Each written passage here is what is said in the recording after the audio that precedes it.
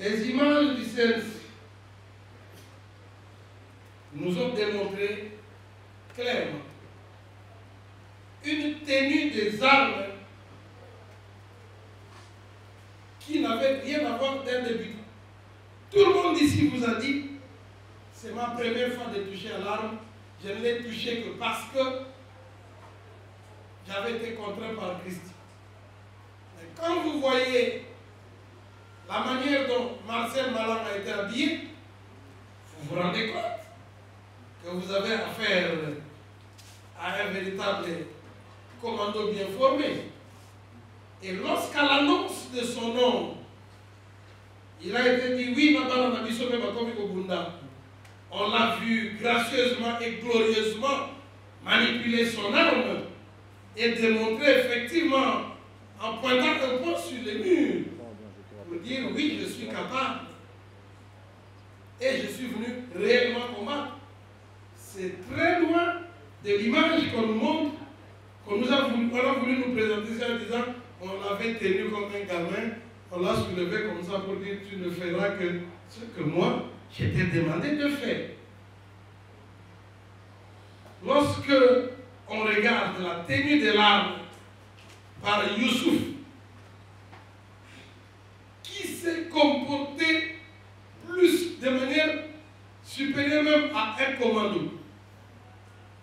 Ils entrent en pleine opération pendant que les armes crépitent. Il observe qu'il y en a un qui est tombé, il court sous l'observation et sous le feu ennemi. Il s'en va, il soulève M. Aboubakar, le corps d'Aboubakar, le porte, comme on disait, porteur-pompier, et court avec lui au point d'arrêter un véhicule qui avait démarré, qui avançait déjà, et de mettre le cadavre là-dedans. Pareil courage et pareil dynamisme ne saurait justifier ou ne saurait être imputé à une quelconque contrainte. Monsieur le Premier Président, distingué membre de la composition, lorsque on se rend compte de la manière dont tous ont arboré les tenues militaires, sauf celui peut-être au niveau de l'hôtel Momo, qui avait refusé et sur qui on avait tiré, qui est resté passif, même sur les images. La contrainte ne saurait être invoquée dans le cas d'espèce parce que l'adhésion était générale, l'adhésion était volontaire et tout le monde s'attendait à occuper ou à bénéficier de tout ce que leur offrirait le nouveau régime. La manière dont on faisait descendre les drapeaux officiels de la RDC pour faire monter celui du mouvement Nyozaï avec des cris n'a rien à voir avec la contrainte. Monsieur le Premier Président, distingué membre de la composition, étant donné que la contrainte ne saurait être invoquée dans le cas d'espèce, quand vous apprenez que, en cours de route, M. Ruffin a acheté des cartons de sardines et a dit c'est quelqu'un qui était dans son rôle de nourrir les membres de l'organisation. Vous allez me demander peut-être comment j'ai parlé de la contrainte en excluant M. Wondou. Bien sûr que sur le terrain des opérations, Wondou n'était pas visible. Wondou a joué un rôle en amont. Parce qu'en fait, tout ce qui se faisait sur le terrain, c'était la concrétisation de son plan. Wando, au-delà de tout ce qui peut être raconté,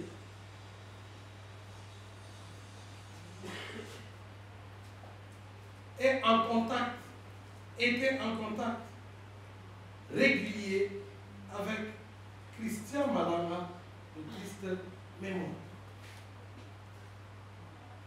Ils se sont vus, pour commencer, en 2016. Ils se sont encore revus en 2017. Et là, Malanga lui a ouvert son cœur pour lui dire: voilà mon projet, je vais accéder au pouvoir en RDC, pas par des voies démocratiques, mais plutôt par un scénario qui casse tous les codes, par un scénario de violence, par coup d'État. Et lorsque moi, je vais prendre le pouvoir, vous serez mon ministre de la Défense. Donc, qu'on ne vous dise pas qu'il ignorait les intentions et les ambitions du préfet, plutôt de Christian. Pour démontrer cela, Monsieur le Premier Président, distingué membre de la composition, Monsieur Wando, expert en matière de sécurité, expert en matière de défense, expert en matière d'enquête, savait qu'il fallait agir dans l'anonymat. Qu'est-ce qui prouve son action clandestine? Monsieur Wando est détenteur de 3 numéros de téléphone connus. Donc, un en Belgique, où il est enregistré en son nom, avec toutes ses coordonnées, et 2 en RDC,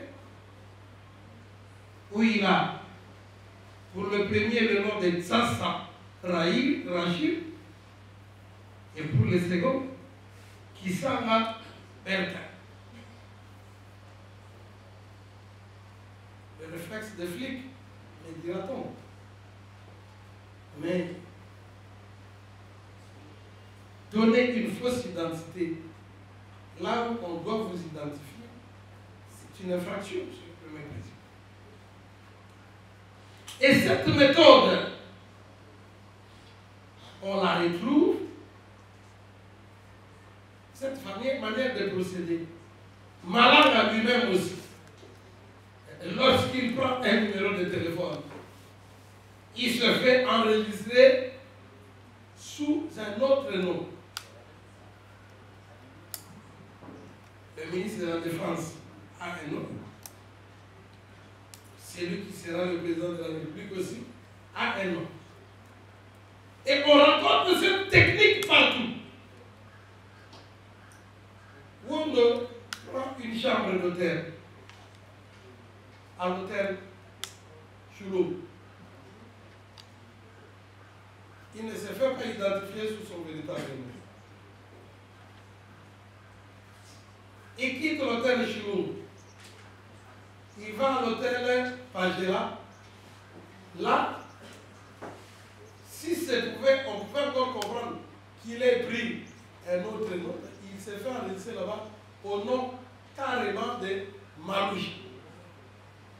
Malouche, que d'aucuns ont voulu présenter au cours de cette instance comme quelqu'un qui avait été caché, comme un témoin principal en charge du ministère public, qui aurait déchargé le prévenu Wando, alors qu'il était régulièrement et légalement en détention à la prison Parce qu'en fait, il avait été arrêté pendant que le procès du premier degré avait déjà commencé. Il n'y avait pas de mécanisme. Ainsi qu'il était à ce niveau. Donc, que tout ce qui a été dit comme désinformation, disons que Mamoucha avait été caché, avait été gardé abusivement, voyez, M. le Premier Président, que c'était purement et simplement de la désinformation. Le même Mamoucha qui a comparé devant votre auguste cour, qui vous a dit que dans l'éthique de leur profession et de leur hôtel, ils ne s'occupent pas des affaires des clients. Dans l'éthique de leur profession, ils n'ont que des relations professionnelles avec les clients. En réalité, Mamoucha, c'était un agent de Wondo. C'est Mamoucha qui va chercher pour Wondo la place à l'hôtel Pagera. C'est Mamoucha qui signe sur les documents à l'hôtel Pagera. C'est Mamoucha qui s'engage qu'en cas de perte de n'importe quoi, il serait responsable. Voilà donc qu'on a voulu vous présenter comme étant un témoin caché, considéré comme un témoin privé, ou plutôt un détenu privé du ministère public, qui serait mis quelque part. Monsieur le Premier Président, distingué membre de la composition,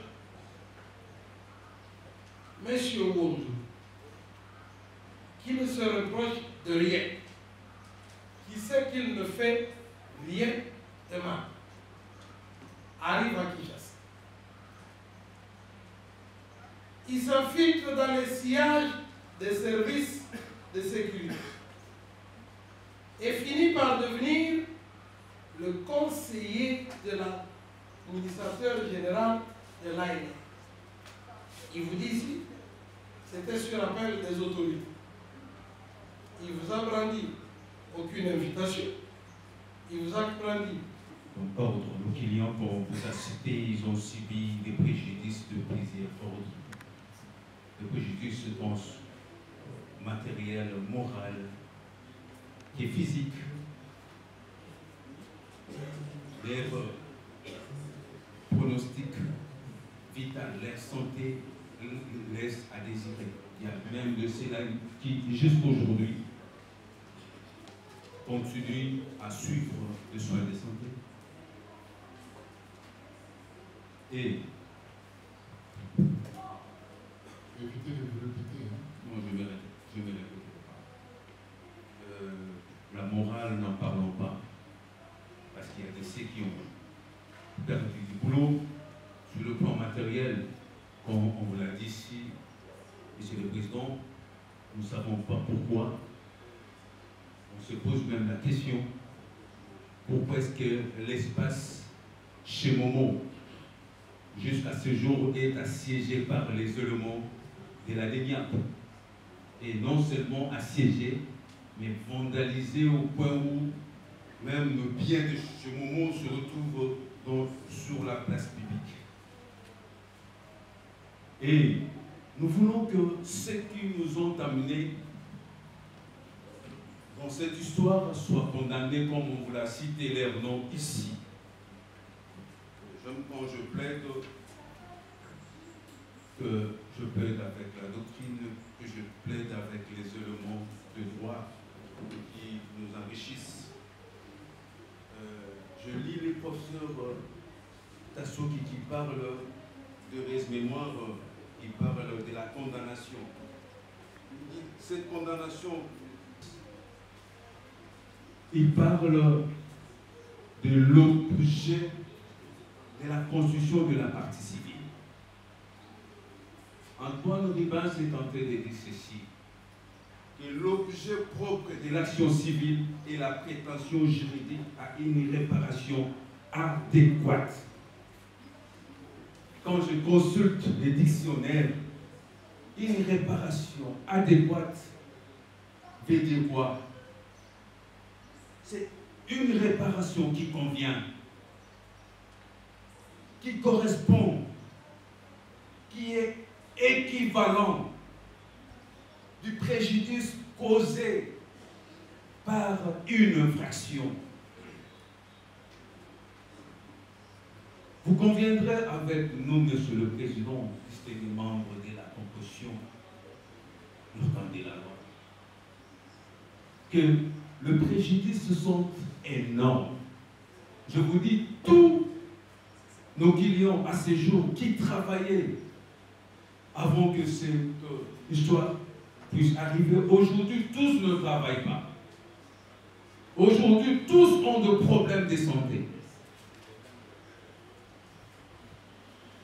Alors, vous conviendrez avec nous que des innocents sont venus ici, on les a tous collés, des préventions terribles, association de malfaiteurs, financement du terrorisme. Dieu merci que le juge du premier degré a été le suite, a compris et il a estimé qu'il n'en était pour rien. Et vous conviendrez avec nous à l'inadéquation. Nos clients se sont vus dans l'obligation de vous revenir encore pour exiger ce qui doit être l'équivalent. Parce que c'était de paisibles citoyens travaillant naturellement dans une activité dont ils ont créé pour leur survie. Mais voilà, M. David Koumassamba dit Christian Malanga va s'emmener avec son équipe dont on vous a cité ici, d'où on n'a pas l'intérêt de répondre encore les noms. Et ils nous ont mis dans une situation vraiment dont nous n'avons pas de mots pour qualifier. Et nous ne sommes pas venus pour rien parce que la loi nous autorise. La loi nous autorise et nous donne cette possibilité. Autant que nous l'avons fait au premier degré, nous sommes encore revenus pour vous dire que sur base du Code civil congolais livre 3, dans ces articles 258 et 259, vous recevrez cette demande. Non seulement le Code civil congolais, livre 3, dans ces deux articles-là, mais vous aurez aussi à tenir compte de l'article 226 du Code de justice militaire, qui dit que lorsque la juridiction militaire est saisie, la partie lésée par le fait incriminé peut la saisir de l'action en réparation en se constituant partie civile. C'est comme ça que nous sommes encore là. Et nous estimons que c'est de bons droits. Et nous vous prierons de prendre ces demandes et d'en tenir compte. Et nous avons dit. Merci beaucoup. Merci beaucoup. La Cour prend acte de vos conclusions et vous met dans les délais. On a terminé par là avec toutes ces parties civiles. Oui, maître. Oui. Merci. Non, l'intervenant de tout à l'heure. Pour les 6 parties civiles, Momon. Donc vous ferez diligence pour déposer la note de plaidoirie dans 48 heures. Une exigence légale. Oui, la Cour insiste. Merci. Okay. Oui, merci, Monsieur le Premier Président. Nous voulons faire acter notre comparaison pour le compte des 3 Kassongo. Les prévenus comparaissent à personne assistée de leur conseil, Dodo Kabasele, avocat pour la Cour d'appel de Kinshasa Matete.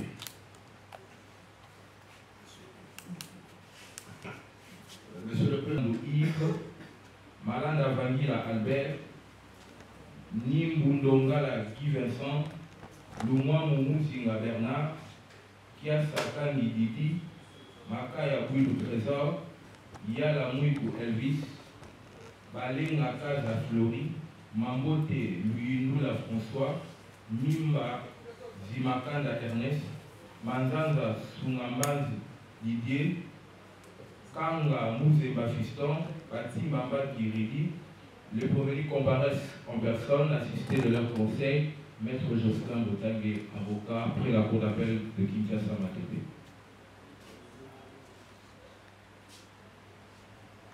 Monsieur le Président, pour l'assistance du prévenu Tyler Christian Thompson, Maître Watango Lokar, avocat au barreau de Pointe.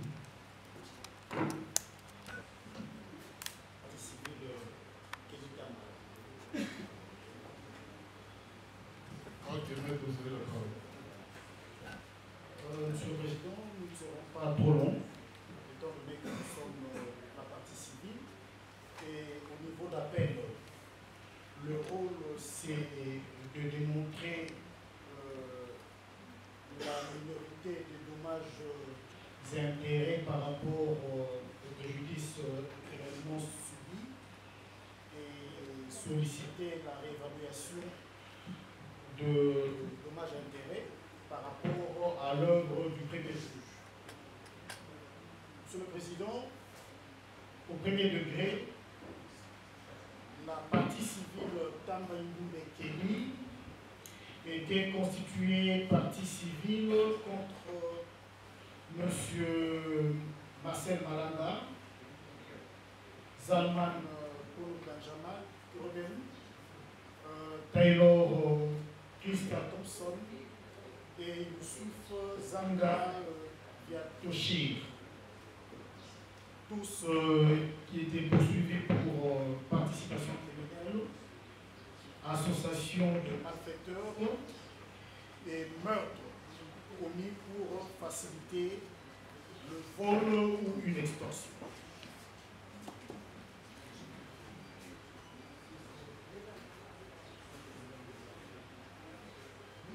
À l'instruction de la cause au premier degré, Monsieur le Président, on avait démontré le préjudice qu'avait connu réellement la partie civile Kelly, Ndoumbe, qui était pratiquement le responsable de M. Kevin Tamba, qui a été lâchement abattu à bord de son véhicule par cette corréité, cette coactivité et la complicité de ce 4 prévenus cités en compagnie avec M. Malanga qui est décédé. On a vu un groupe de bandits, 200, armés jusqu'aux dents, croisant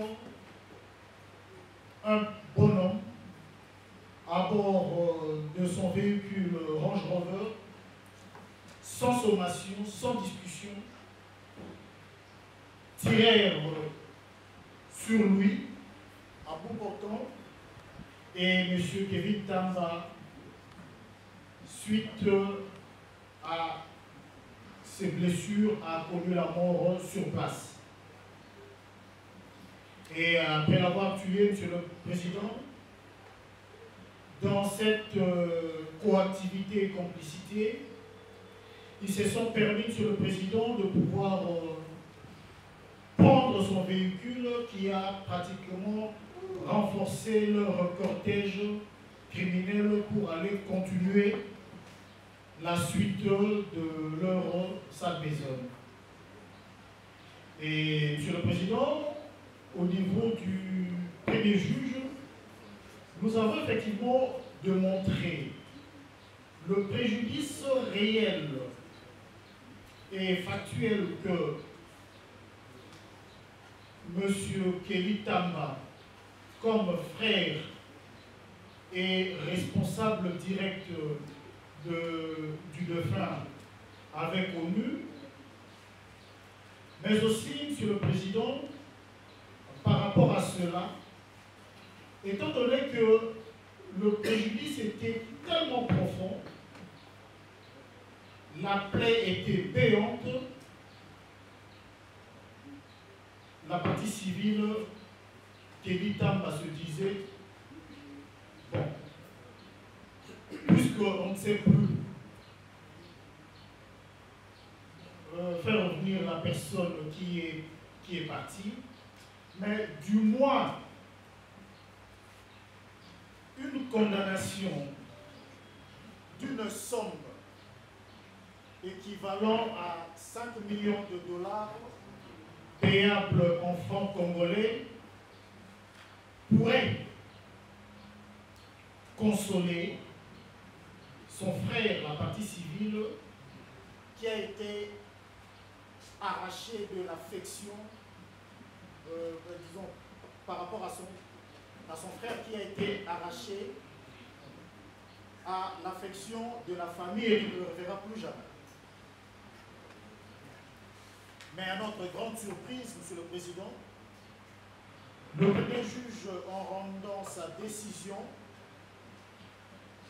il a alloué une solidum, la modique somme de 100 000 dollars à titre de dommages-intérêts.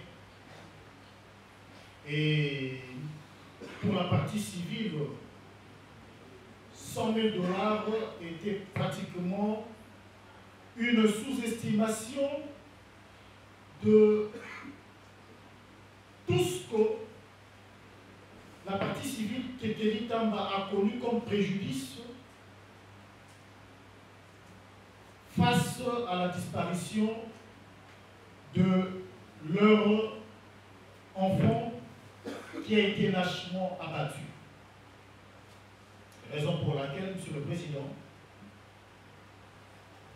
la partie civile Tamba interjette appel contre la décision du premier juge, justement pour vous faire comprendre sa douleur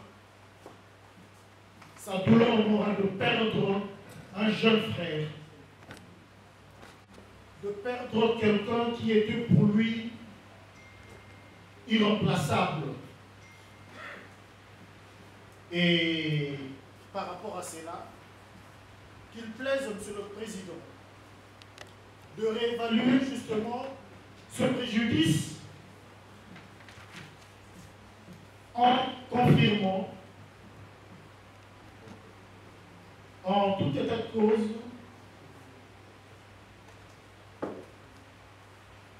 la somme qui a été sollicitée au premier degré,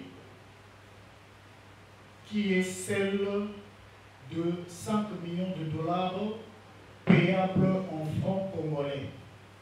Et Monsieur le Président, soyez-en sûrs et rassurés que si la Cour, ainsi saisie au degré d'appel, faisait face à cette demande telle que réclamée au niveau d'appel, vous ferez et rendrez bonne justice. En promettant, Monsieur le Président, de déposer ma note de plaidoirie dans le 48 heures, la partie civile Kelly Tamba croit en la Cour et vous remercie. Merci beaucoup. Note des conclusions déposées dans les 48 heures. Francs. 48 heures francs. Au premier degré, je l'avais déposé sur. Donc, je n'ai pas ce problème-là. Ok, merci beaucoup. La Cour suspend l'audience pendant 5 minutes afin de permettre aux uns comme aux autres de se préparer par rapport à l'intervention imminente du ministère public qui est prévue pour tout à l'heure. Merci. Oui, le groupe de 9. C'est bien vous.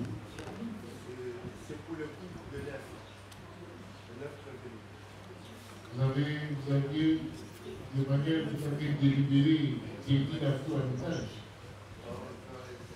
Je pense que les échanges que c'est qui a fait que les gens étaient en vitesse pour trouver des idées. Dans les collègues, on s'était entendu que Parce que j'avais écouté la Cour, je l'ai vu personnellement dans cette la prison, mais il devait, après l'heure de vous, pour me dire à ce que faire la surveillance. Je C'est indécent.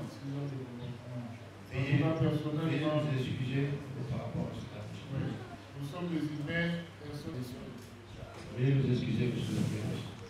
En Castellane Étienne, la Cour prend acte de vos excuses et vous invite à acter notre comparution.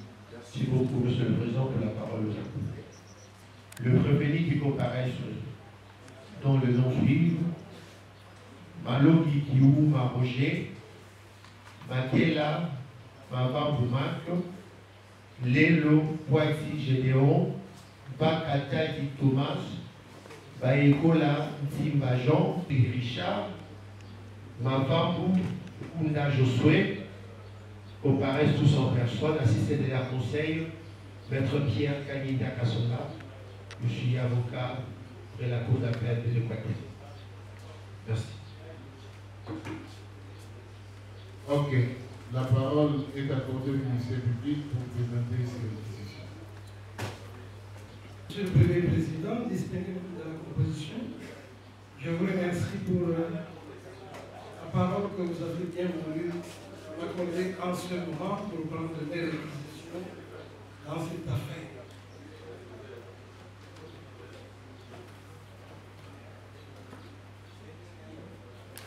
Boile, Youssouf, attention. Après ce soir, à statuer pour les ministres de la cause, on vous traduit en procédure de flagrance pour public. Monsieur le Premier Président, distingué membre de cette composition, le prévenu Marcel Malanga Malou, Kassongo Kere Eric, Balenga Kaza Flori, Ngimbi Mbwangi Kiak, Sieka Moussafiri Emmanuel, Nakela Mavambo Mak, Youssouf Ezangi, Kibana Zandu Yves, Kabamanouf Jonathan, Mbimba Zamakanda Ernest, Mimbu Dongala Guy Vincent,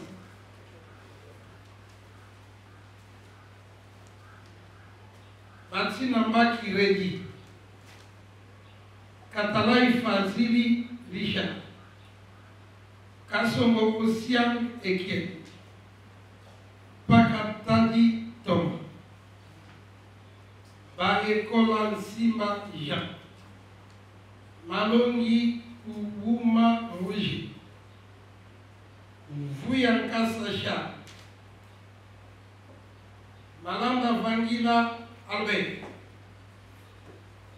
Manfwene Nginamaru Albert, Wondo Omanindu Jean-Jacques, Kiele Mbwela Rifa, Salman Pauline Benjamin Reben, Taylor Christa Thompson, Lelo Poti Gédéon, Menayamu Kibanza Gelo, Manzanza Nzunga Mbanza Didier, Mavambu Ngunda Josué, Nkanga Munzema Fiston, Nzakimwena Landu Papi, Mambote Luindula François, Nsunda Mambweni Said, Yala Mujiki Elvis, Lumwamu Muzinga Bernard, Makaya Mwilu Trésor, Kiasam Kangi Didi, Kassongo Isabo Marius, ont été condamnés par le tribunal militaire de garnison de la Gombe, tous à la peine capitale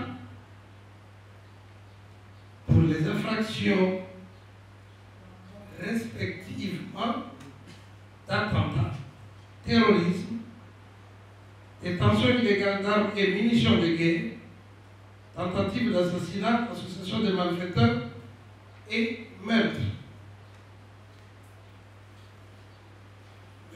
Premier Président, distingués membres de la composition, ils ont interjeté appel chacun en ce qui les concerne, et le ministère public aussi est en appel. Je voudrais commencer par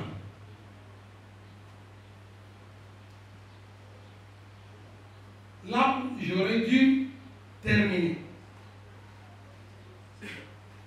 Je dirais d'emblée que le ministère public sollicite votre cour la confirmation de l'œuvre du premier juge dans toutes ces dispositions, sauf en ce qui concerne les dommages et intérêts, sur base des conclusions qui viennent d'être déposées tout à l'heure par les conseils de la partie civile.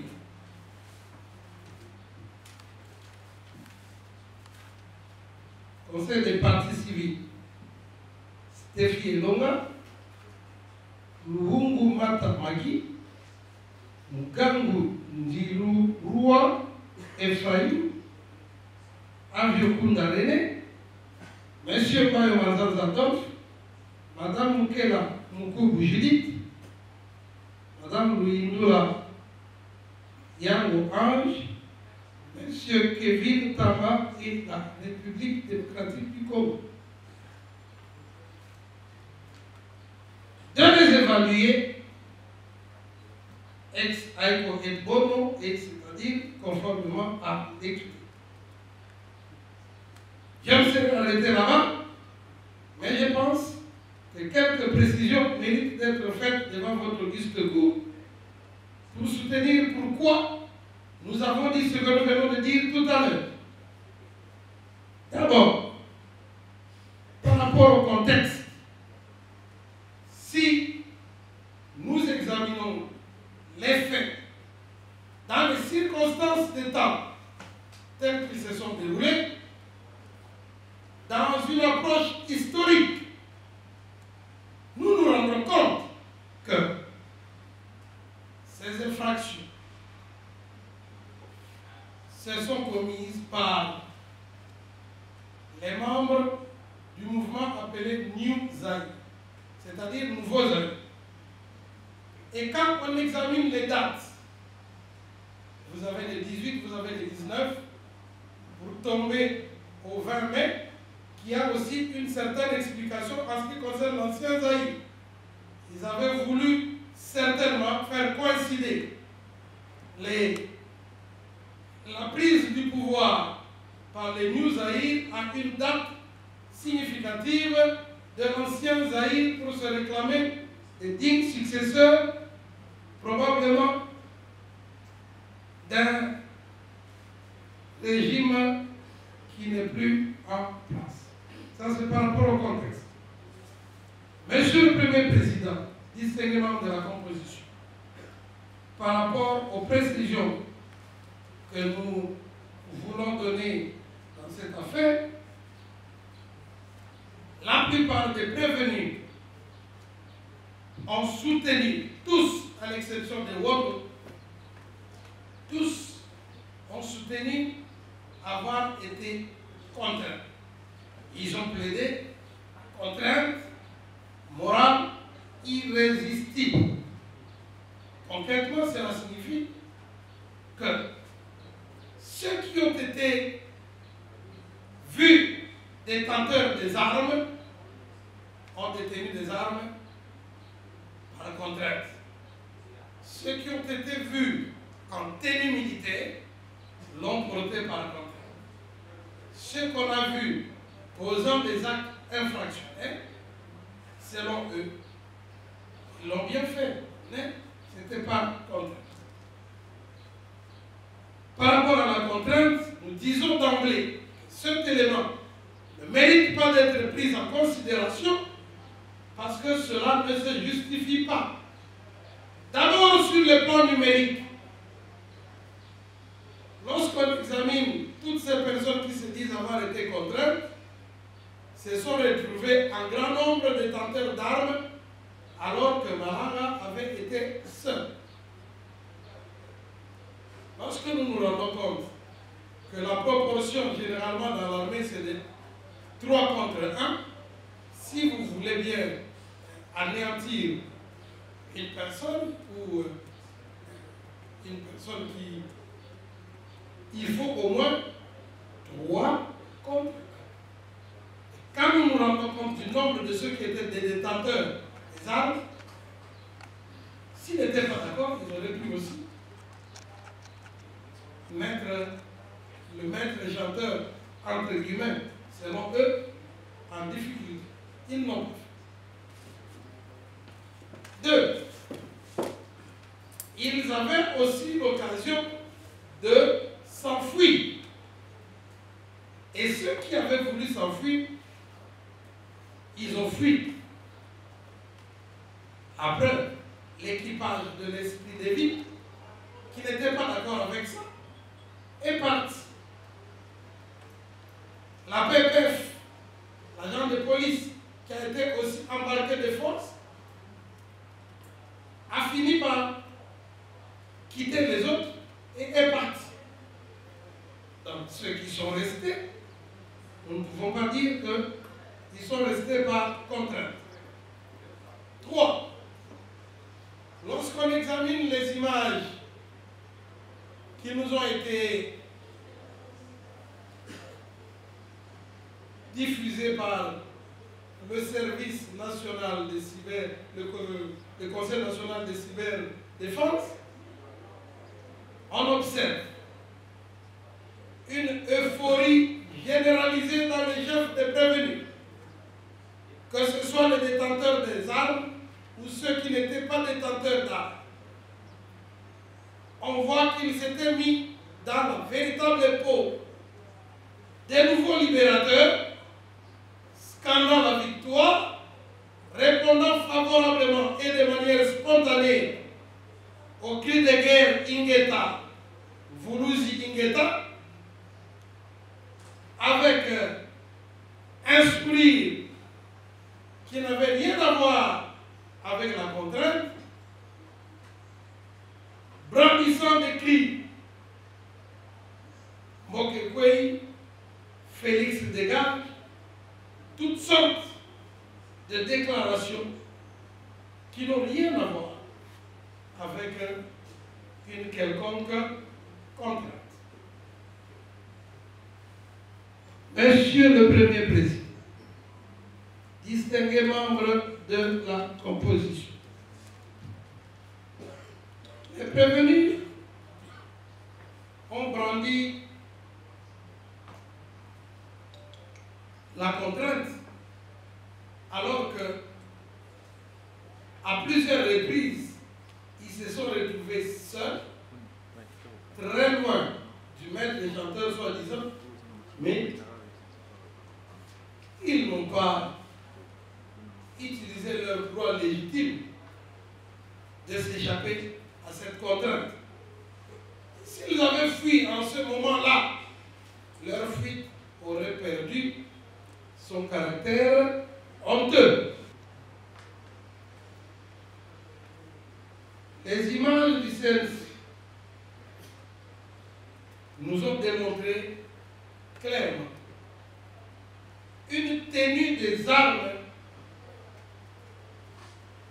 qui n'avait rien à voir d'un débutant. Tout le monde ici vous a dit, c'est ma première fois de toucher à l'arme, je ne l'ai touché que parce que j'avais été contraint par Christ. Mais quand vous voyez la manière dont Marcel Malang a été habillé, vous vous rendez compte que vous avez affaire à un véritable commando bien formé.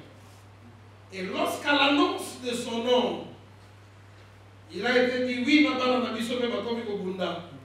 on l'a vu gracieusement et glorieusement manipuler son arme et démontrer effectivement, en pointant un point sur les murs, pour dire oui, je suis capable et je suis venu réellement combattre.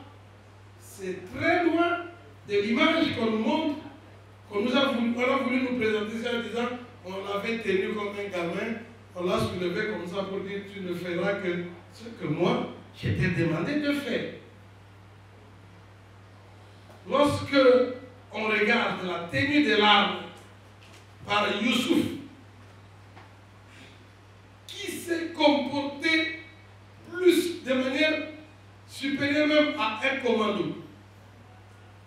Ils entrent en pleine opération pendant que les armes crépitent. Ils observent qu'il y en a un qui est tombé, ils courent sous l'observation et sous le feu ennemi. Ils s'en vont, ils soulèvent M. Aboubakar, le corps d'Aboubakar, le porteur, comme disait porteur-pompier, et court avec lui au point d'arrêter un véhicule qui avait démarré, qui avançait déjà, et de mettre le cadavre là-dedans. Pareil courage et pareil dynamisme ne saurait justifier ou ne saurait être imputé à une quelconque contrainte. Monsieur le Premier Président, distingué membre de la composition, lorsque on se rend compte de la manière dont tous ont arboré les tenues militaires, sauf celui peut-être au niveau de l'hôtel Momo, qui avait refusé et sur qui on avait tiré, qui est resté passif, même sur les images.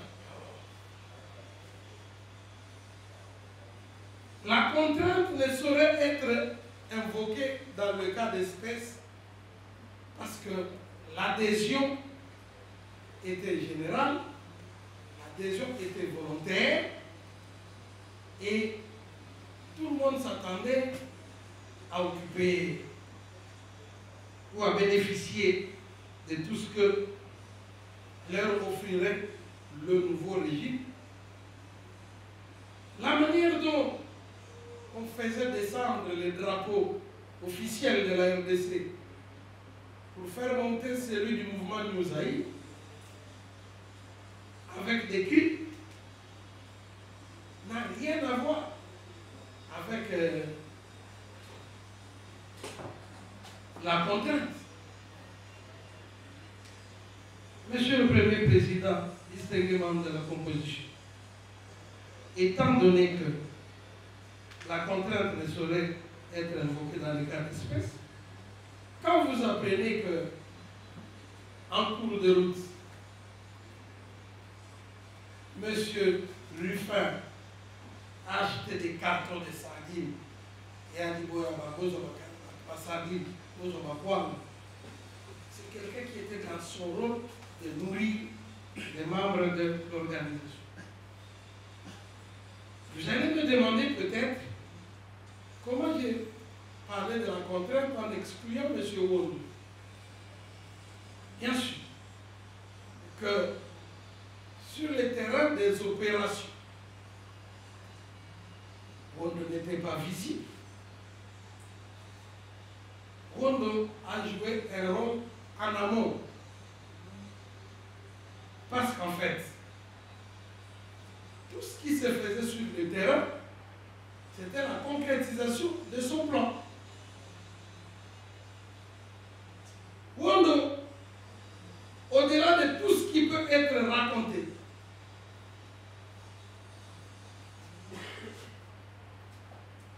était en contact régulier avec Christian Malanga, le Christ Mémoire. Ils se sont vus, pour commencer, en 2016. Ils se sont encore revus en 2017. Et là, Malanga lui a ouvert son cœur pour lui dire, voilà mon projet, je vais accéder au pouvoir en RDC, pas par des voies démocratiques, mais plutôt par un scénario qui casse tous les codes. un scénario de violence par coup d'État. Et lorsque moi, je vais prendre le pouvoir, vous serez mon ministre de la Défense. Donc, qu'on ne vous dise pas qu'il ignorait les intentions et les ambitions du prévenu, plutôt de Christian. Pour démontrer cela, Monsieur le Premier Président, distingués membres de la composition, Monsieur Wondo, expert en matière de sécurité, expert en matière de défense, expert en matière d'enquête, savait qu'il fallait agir dans l'anonymat. Qu'est-ce qui prouve son action clandestine? Monsieur Wondo est détenteur de 3 numéros de téléphone connus, dont un en Belgique, où il est enregistré en son nom, avec toutes ses coordonnées, et 2 en RDC, où il a, pour le premier, le nom de Tsassa Rachid, et pour le second, Kisanga Bertin. Le réflexe de flic, me dira-t-on. Mais donner une fausse identité là où on doit vous identifier, c'est une infraction, Monsieur le Premier Président. Et cette méthode, on la retrouve, cette manière de procéder. Malanga lui-même aussi, lorsqu'il prend un numéro de téléphone, il se fait enregistrer sous un autre nom. Le ministre de la Défense a un nom. Celui qui sera le président de la République aussi a un nom. Et on rencontre cette technique partout. Wondo prend une chambre d'hôtel à l'hôtel Chulou. Il ne se fait pas identifier sous son véritable nom. Il quitte l'hôtel Chulou. Il va à l'hôtel Pagela. Là, si on pouvait encore comprendre qu'il ait pris un autre nom, il s'est fait enregistrer là-bas au nom carrément de Maloucha. Maloucha que d'aucuns ont voulu présenter au cours de cette instance comme quelqu'un qui avait été caché, comme un témoin principal en charge du ministère public, qui aurait déchargé le prévenu Wondo, alors qu'il était régulièrement et légalement en détention à la prison. Parce qu'en fait, il avait été arrêté pendant que le procès du premier degré avait déjà commencé. Il n'y avait pas de mécanisme. Ainsi qu'il était à ce niveau. Donc, que tout ce qui a été dit comme désinformation, disons que Maloucha avait été caché, avait été gardé abusivement, voyez, Monsieur le Premier Président, que c'était purement et simplement de la désinformation. Le même Maloucha qui a comparu devant votre auguste cour, qui vous a dit que dans l'éthique de leur profession et de leur hôtel, ils ne s'occupent pas des affaires des clients. Dans l'éthique de leur profession, ils n'ont que des relations professionnelles avec les clients. En réalité, Maloucha, c'était un agent de Wondo. C'est Maloucha qui va chercher pour Wondo la place à l'hôtel Pagela. C'est Maloucha qui signe sur les documents à l'hôtel Pagela. C'est Mamboucha qui s'engage qu'en cas de perte de n'importe quoi, il serait responsable. Voilà donc qu'on a voulu vous présenter comme étant un témoin caché, considéré comme un témoin privé, ou plutôt un détenu privé du ministère public, qui serait mis quelque part. Monsieur le Premier Président, distingué membre de la composition, Monsieur Wondou, qui ne se reproche de rien, qui sait qu'il ne fait rien de mal, arrive à Kinshasa. Il s'infiltre dans les sillages des services de sécurité et finit par devenir le conseiller de l'administrateur général de l'ANR. Il vous dit ici, c'était sur appel des autorités. Il vous a brandi aucune invitation. Il vous a brandi aucun document pour voir qu'il était réellement appelé. Il vous dit qu'il était invité. Et dans ses correspondances, il s'adresse à ses interlocuteurs en disant: je pilote discrètement la réforme des services de sécurité à la satisfaction de mes chefs. Et je suis très respecté ici, sur le plan national et sur le plan international. Voilà comment ce monsieur qui s'était infiltré dans les services de sécurité au plus haut niveau faisait des rapports ou parlait avec ses contacts locaux. On va vous dire, il ne connaissait rien, c'est ça en matière.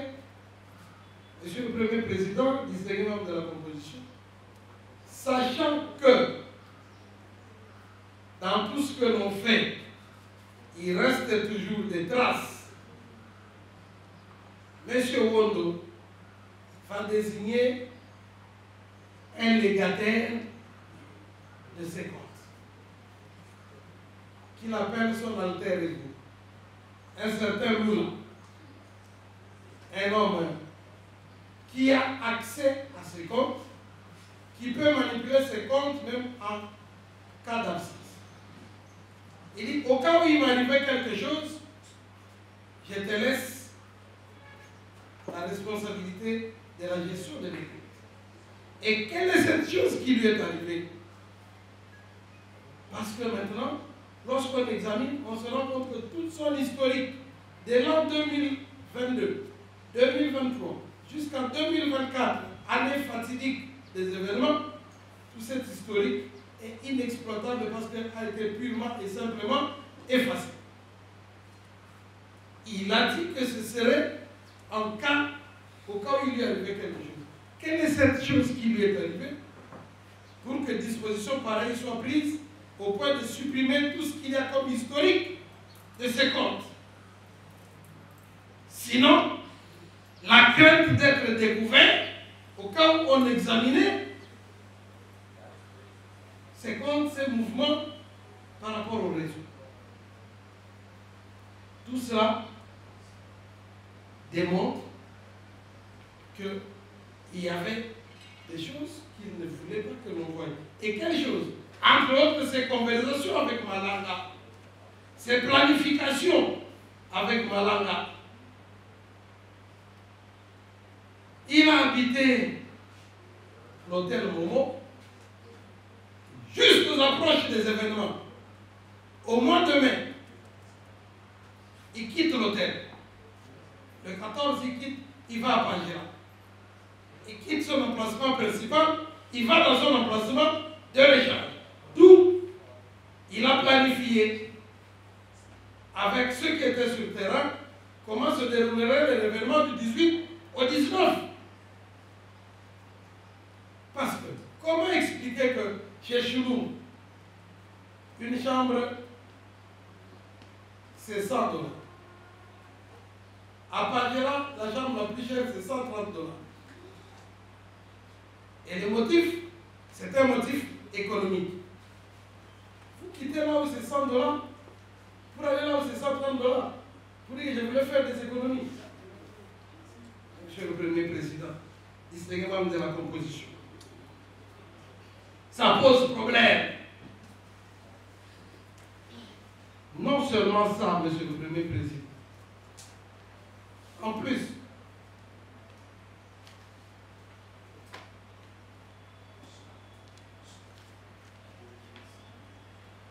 il vous dit qu'il reconnaît avoir été approché par Malanga. Il reconnaît aussi que Malanga lui a proposé d'être son ministre de la Défense.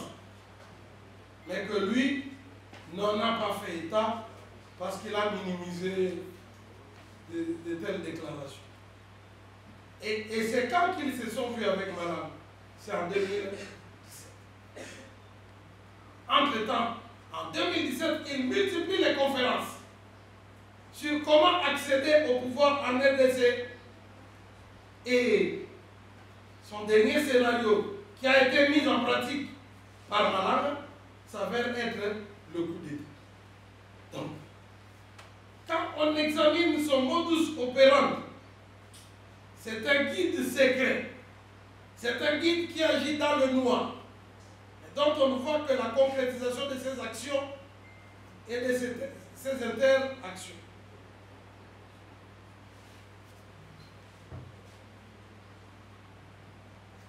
Maintenant,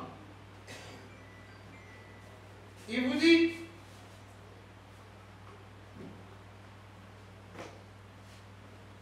lui, c'est son domaine de prédilection, la sécurité.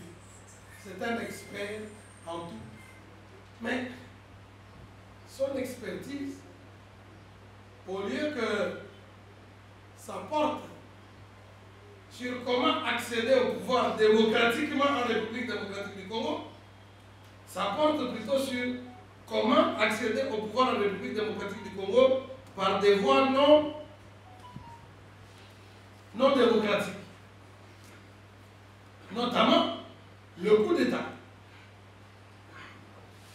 Et c'est lui en fait le formateur de tous ceux qui se sont retrouvés à Eswati. Il leur a donné la formation sur la gouvernance, sur la gestion sécuritaire, sur les coups d'État. C'est un formateur. Vous voyez, Monsieur le Premier Président, les gens peuvent vous dire Malanga a pris une photo avec Wondo, mais il n'est pas le seul. Il y en a encore d'autres qui ont aussi pris une photo avec lui. Tout à fait d'accord. Mais les autres, aux autres, on n'a pas proposé de devenir ministre de la Défense de la RDC. Les autres ne se sont pas fait enregistrer devant les sociétés de sécurité, les sociétés de communication, sous des faux noms. Les autres n'ont pas occupé des hôtels avec des noms d'emprunt.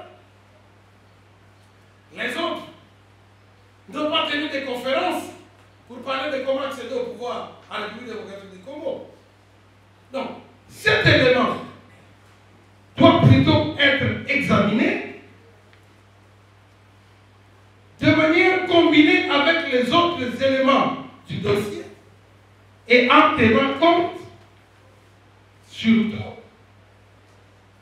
des infractions qui sont reprochées aux uns et aux autres. Il a, c'est vrai, tiré, il a des photos avec un tel, me dira-t-on. Mais est-ce que ce tel-là a parlé aussi de comment faire un coup d'État en RDC? Non, Monsieur le Premier ministre. Donc, ça ne veut pas dire que si tel a une photo avec moi, ça signifie que cette photo-là ne peut pas être considérée comme élément parce qu'il a aussi tiré une autre photo avec le capitaine ici présent. Les jours où on se rend compte que la photo que j'ai avec lui, en réalité, a été prise le ont parlé du projet où Malam lui a dit que je te propose comme ministre de la Défense, on se dit que cette photo concrétise quelque chose. C'est une alliance.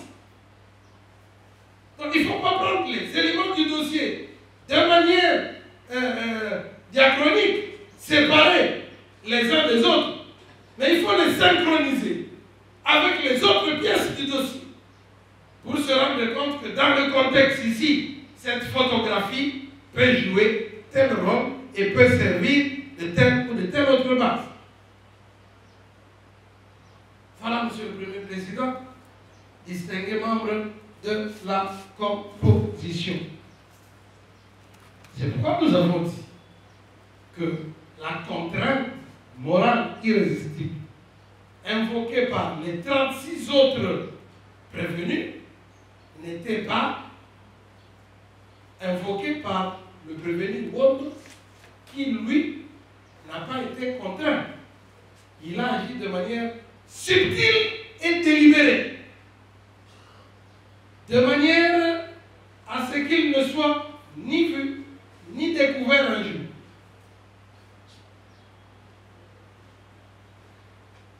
Monsieur le Premier Président, distingué membre de la composition, Marcel Malama vous a dit qu'il est venu voir son pays. Zalman vous dira il était en affaire avec Christian Malama. Taylor vous dira il a été invité par le père de son ami. Youssouf vous dira il est revenu au pays, il y avait une affaire. Ruffin vous dira, lui c'est un homme d'affaires, il est venu dédouaner ses conteneurs. Mais quel est le point commun qui démontre que tout ce qu'ils disent n'est pas vrai? D'abord, tous ont été à Eswat avec Christian Malak à un moment ou un autre. Tous sont entrés en RDC par les frontières du Congo central, notamment Louf et Yem. Tous. Et en dehors d'eux, qu'est-ce qui est encore entré par cette frontière? Les tenues qui ont été portées dans la date 18 au 19 sont passées aussi par cette même frontière de Yémen et de Louf. Les tenues ont choisi le même itinéraire que les porteurs de ces tenues-là, toujours par le Congo central, toujours par les frontières terrestres. En dehors de ça, Monsieur le Premier Président, qu'est-ce qui est encore passé par là?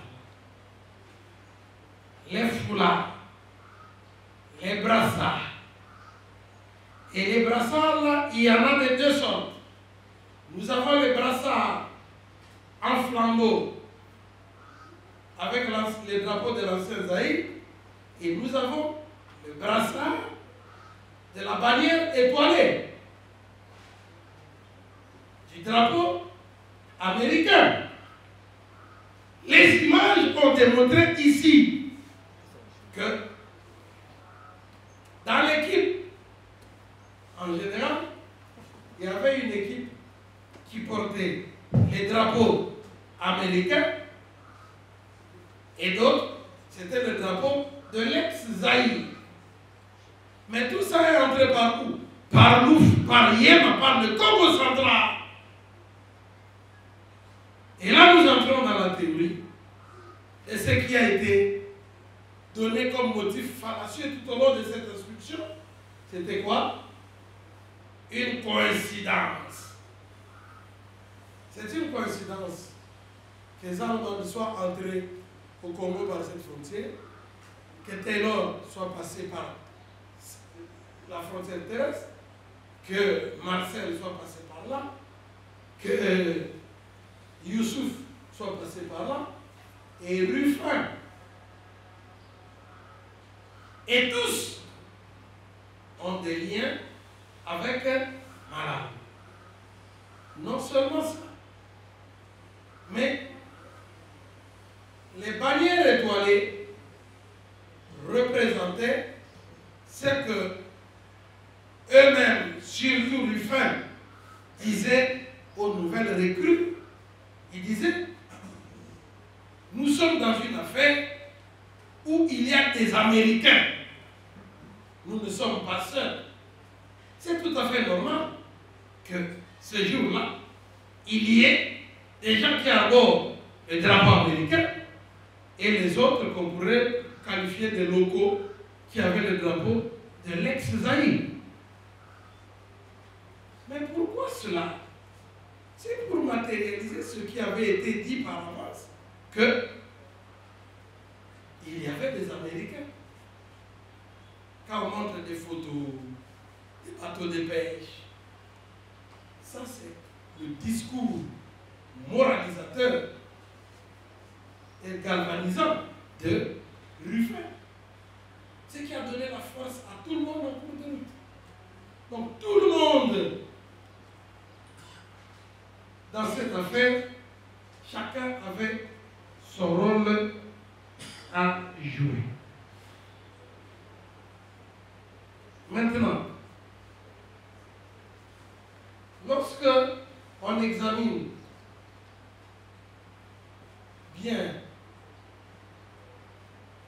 tout cela, on tombe dans ce que nous avons dénoncé tout au départ, la théorie des coïncidences. Mais moi, au lieu de parler de coïncidences, je parle des évidences. Youssouf vit au Royaume-Uni. Malanga vit aux États-Unis, tantôt à Eswatini. Il voyage. Youssouf quitte le Royaume-Uni pour la RDC. Il arrive à Kinshasa, il prend son transport destination Mangaï. Il arrive à Mangaï. À peine arrive-t-il à Mangaï, il reçoit comme par hasard, selon ses propres termes, le coup de fil de Marcel Malade, plutôt, de Christian Malade. Oh, non, je ne savais pas que tu es à RDC. Tu es où? Non, mais maintenant je suis à Mangaï. Oh, mais profite-en. Pour faire quoi? Pour faire une petite campagne en faveur de notre ONG, le New Zaïre. Voilà l'astuce officielle. Donc, comme par hasard, c'est quand il est à Mangaï, c'est à ce moment-là que Christian Malade l'appelle. Et lui, il recrute. Il recrute qui? Il recrute Abou Bakar. Un capteur vétéran, très célèbre dans les milieux, très persuasif dans le discours, physiquement fort et convaincant. Abou Bakar dit, ok, je devais continuer mon voyage. Mais chose curieuse, Abou Bakar et Youssouf, les deux, ils prennent la moto, destination Kinshasa. Ils viennent ensemble. C'est une coïncidence. Il a appris comme par hasard qu'il allait là-bas, et puis il est monté, ils sont venus ensemble. Arrivé à Kinshasa, encore la théorie du hasard. Youssouf descend au Congo central. Abou Bakar aussi sont au Congo central. Un autre acteur entre en jeu. Ruffin. Il est venu dédouaner ses conteneurs en passant par la frontière de Louf, comme Youssouf. Et là, Ruffin aussi doit venir à Kinshasa. Et comme par hasard, il apprend qu'il y a un bus qui quitte Congo central pour Kinshasa. Et ce bus-là est affrété par l'ONG de qui? De Christian Malanga. Encore un hasard. Une coïncidence. Loin d'être une coïncidence, c'est une évidence. ces gens agissaient dans le cadre d'une opération savamment étudiée par des experts en sécurité et mise en pratique sur le terrain. Il se retrouve à bord du bus. Ruffin, qui n'a pas d'argent, trouve au moins l'argent d'acheter des cartons de sardines et des centaines de gigois à qui voudrait se nourrir. Comme quoi, les personnes recrutées ne devaient pas mourir de faim. Il fallait les nourrir. Et à un moment donné, il devait aussi avoir un peu d'argent de poche, encore de l'argent, distribué aux autres membres. Toujours le hasard. Lorsque les choses semblent aboutir à une conclusion que ces gens ont agi de concert et de main, c'est la théorie du hasard et de la coïncidence qui sort. Voilà, Monsieur le Premier Président. En cours de route, Youssouf reçoit l'injonction de poster quelques observateurs avancés à certaines adresses de certaines autorités qui lui avaient été désignées. Quelles sont ces autorités? Vital Kamerhe, dont la maison a été la cible de la première attaque avant celle du palais de la Nation. Le ministre de la Défense de l'époque, Jean-Pierre Bemba, Madame la Première ministre récemment nommée, et d'autres autorités. Parce que, en fait, il fallait prendre le pouvoir par la force. Il fallait que Madame la Première ministre, tous les vice-premiers ministres et les ministres influents soient d'abord récupérés, éliminés, avant de faire la grande offensive qui aurait lieu au Palais des Nations. Voilà le plan tel qu'il était structuré. Et pour cela, il a fallu une équipe d'assaut. Une équipe d'assaut commandée et dirigée de manière personnelle et exemplaire par Christian Malanga lui-même. Ils avaient des armes de toutes sortes. Et c'est cette équipe-là qui bénéficiait de la couverture. Il y a la deuxième équipe qui était une équipe d'appui, une équipe d'accompagnement, chargée notamment d'empêcher qu'il y ait du renfort pour empêcher l'équipe d'assaut, de donner alerte au cas où les choses ne tourneraient pas bien. Mais ce n'était pas seulement ça. C'était une opération quand même qui a mis au point pas que les armes, même aussi la nouvelle technologie. Des drones ont décollé. Des drones ont décollé pour faire la reconnaissance des lieux et donner les informations qu'il fallait.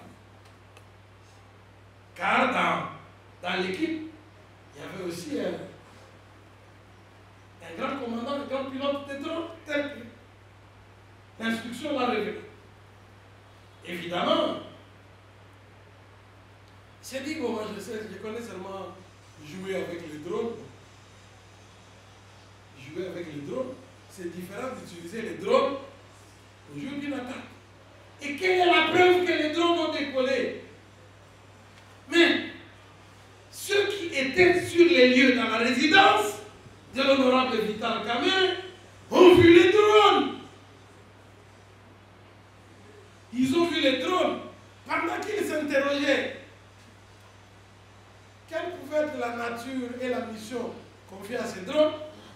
C'est en ce moment-là que de l'autre côté, cette opération, qui était bien planifiée quand même si elle a été un fiasco dans sa grande généralité. Mais tout cela prouve quoi?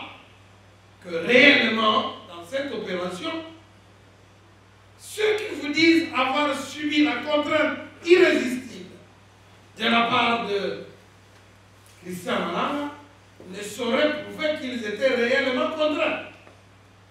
Mais nous voyons plutôt le contraire. Une planification claire, des actions courageuses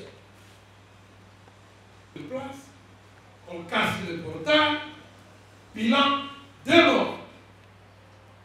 Du côté des loyalistes, lors de la première opération, bien sûr, les policiers perdent vie.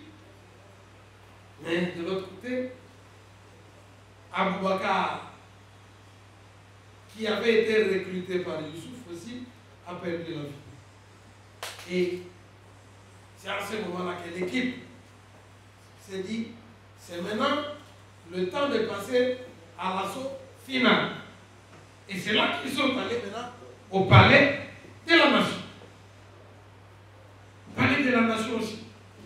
Le même réflexe. Ils entrent. Mais avec comme précision que c'était une tentative de coup d'État retransmise presque en direct, Monsieur le Premier Président du segment de la Constitution. Toutes les actions qui se sont déroulées au Palais du Peuple étaient relayées directement et en temps réel sur les réseaux sociaux. De sorte que si on n'est pas courageux, on ne pouvait que se dire non, tout est fini, on a déjà pris le pouvoir, voilà, les insurgés sont en train de prendre possession du palais de la nation, c'est fini, le Congo a basculé et est retourné au Zaïre. Et comme ce n'est plus l'ancien Zaïre qui avait basculé et est devenu République démocratique du Congo, cette fois c'est le New Zaïre.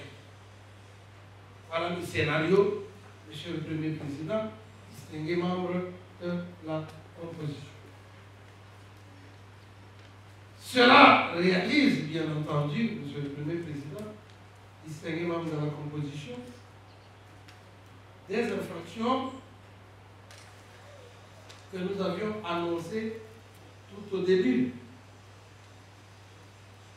Des infractions de attentat, terrorisme, détention illégale d'armes et munitions de guerre, tentative d'assassinat, association de malfaiteurs et meurtre. Ces infractions ont été très bien et suffisamment bien analysées par le premier juge qu'il nous paraît redondant de vouloir y revenir et de vous faire perdre votre temps.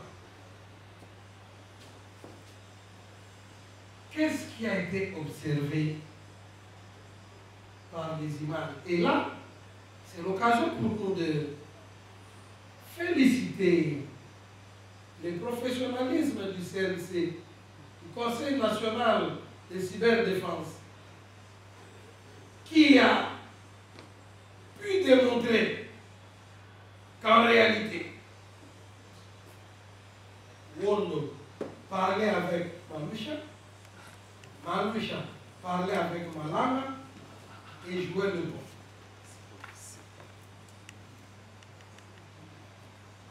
Wondo, sous le nom avec Maloucha, et Maloucha communiquait avec Malanga.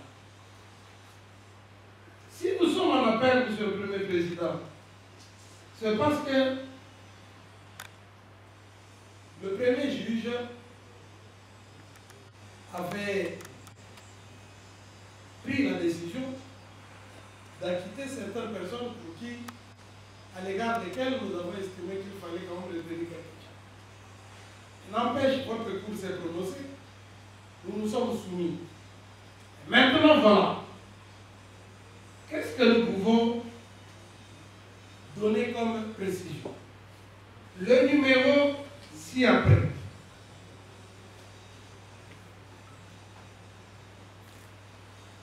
Il y a eu une mauvaise exploitation du rapport du Conseil national de cyberdéfense.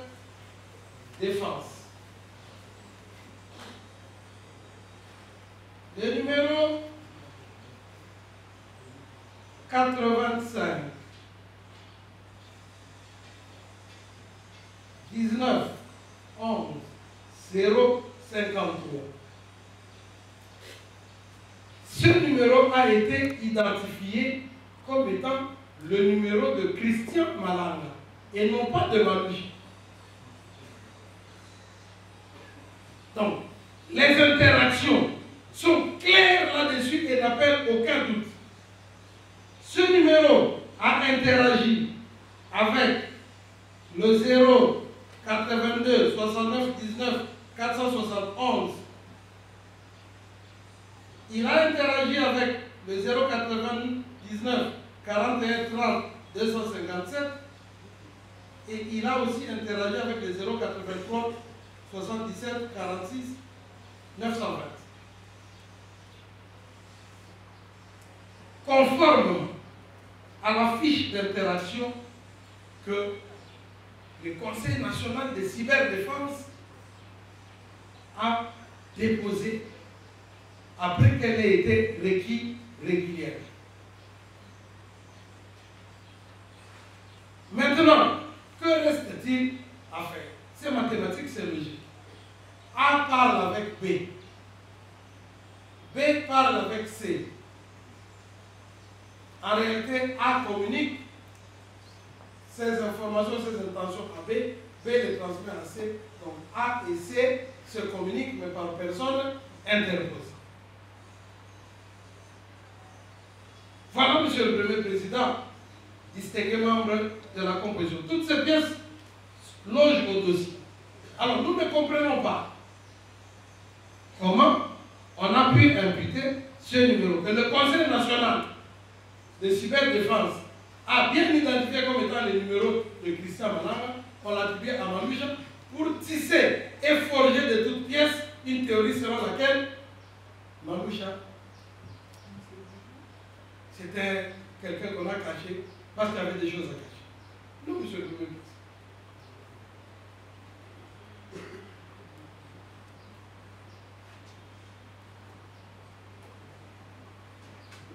En plus,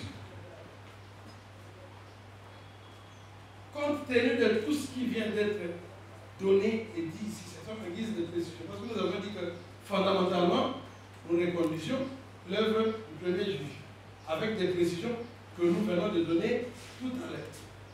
Donc, bref, vous n'allez pas reconnaître la contrainte morale irrésistible pour dire qu'ils ont agi par contrainte. Cela, en tout cas, ne vaut pas. Vous allez prendre en considération l'euphorie généralisée, les approbations, les cris de joie que l'on a observés sur les images pour dire que tous les prévenus avaient adhéré à ce mouvement et c'est de manière volontaire et consciente qu'elles ont agi pour arriver au résultat qui consiste en des infractions et qui ont été très bien jugées par le premier juge qui a prononcé les peines telles qu'il les a prononcées. Donc, vous direz en définitive, les appels introduits par prévenus, dont nous avons cité les 37 prévenus, recevables quant à la forme, parce que introduits dans les délais prévus par l'article 278 du Code judiciaire militaire, et dans les mêmes formes, lettre missive, mais vous les direz purement et simplement non fondés, vous confirmerez l'œuvre du premier juge dans toutes ces dispositions, sous réserve de ce qui vient d'être donné tout à l'heure par les conclusions des parties civiles. Vous direz l'appel interjeté par le ministère public recevable quant à la forme, parce qu'introduit dans le délai et dans les formes prévues par la loi, et dirait amplement fondé, et vous confirmerez l'œuvre du premier juge dans toutes ces dispositions. En agissant de la sorte, Monsieur le Premier Président, vous aurez fait justice, j'ai dit. Merci de votre réquisitoire et vous promets en délibéré. Oublie à l'occasion de vous déposer votre note dans les 48 heures qui suivent. Ceci le fait.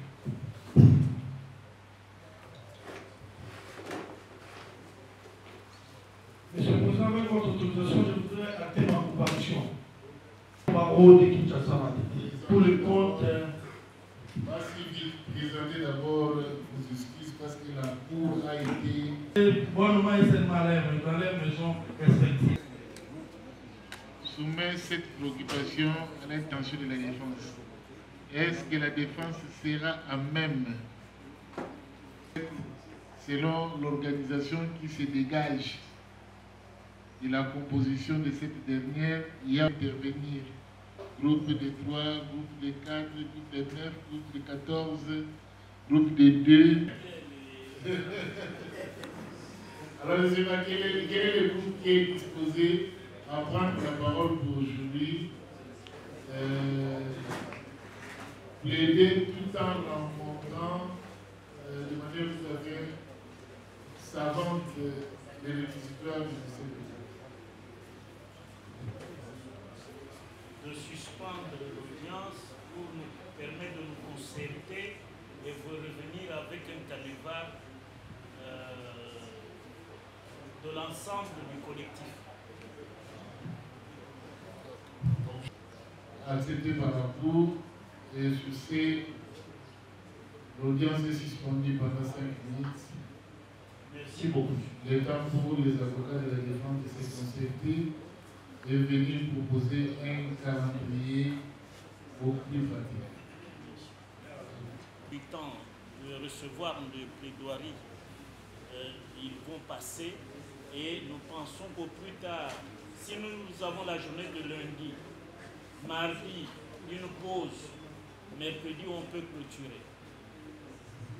Ça dépend de votre agenda aussi. Non, nous sommes dans le bon. Donc il faut vraiment du temps pour la défense afin de préparer sa plaidoirie qui n'est pas aussi une mention facile par rapport aux infractions mises en charge de l'hier. Donc il n'y a pas de bon plan. Merci. Il vient des temps inscrits au rôle pénal. À moins qu'il y a une intervention. Ok. Il vient des temps inscrits. Au jeu de l'emploi, ils sont plus identifiés comme étant des personnes ayant été mêlées à une tentative de coup d'État.